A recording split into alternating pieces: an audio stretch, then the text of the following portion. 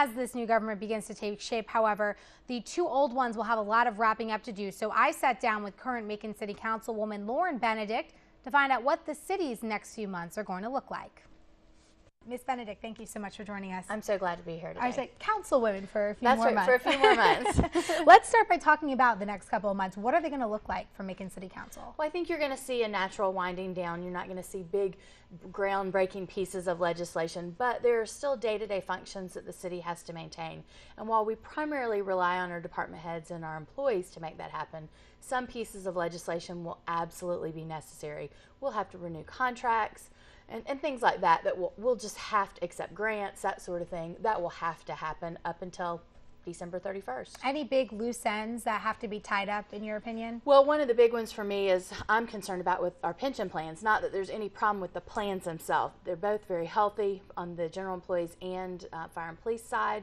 I'm waiting to see what the task force does in terms of pensions for new hires, but we know they're recommending that our current pensions stay in place for any pension that you're in. It will exist.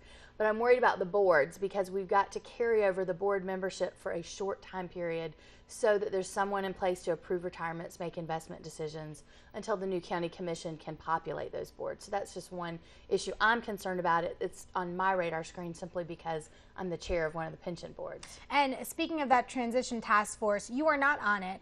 From an outsider's perspective, talk to us a little bit about what you think it looks like. Do you feel like they're ready to go? Is everything going to go smoothly in January? Well, I think there's still a lot of unknowns, and I know that the community wants some answers to some important questions, and our employees specifically on staffing issues and what's going to happen if there's overlap of jobs. That's, I think, probably at the top of everyone's list.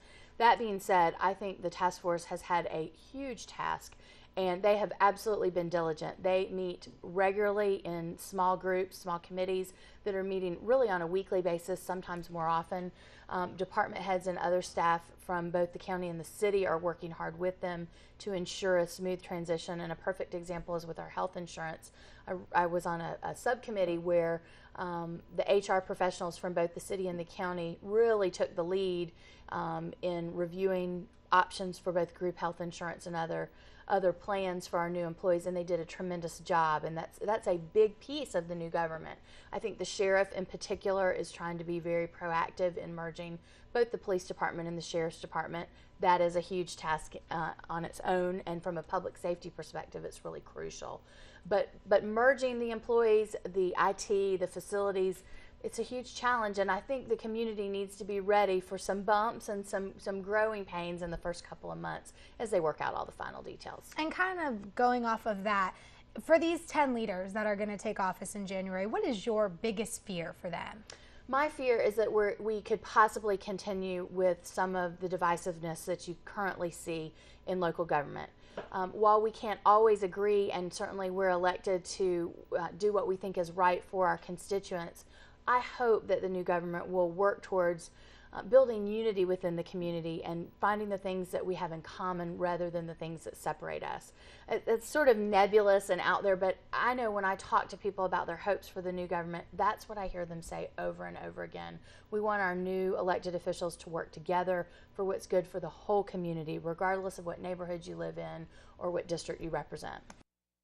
And again, the new government takes office in January 1st. Runoff elections are on Tuesday, October 15th.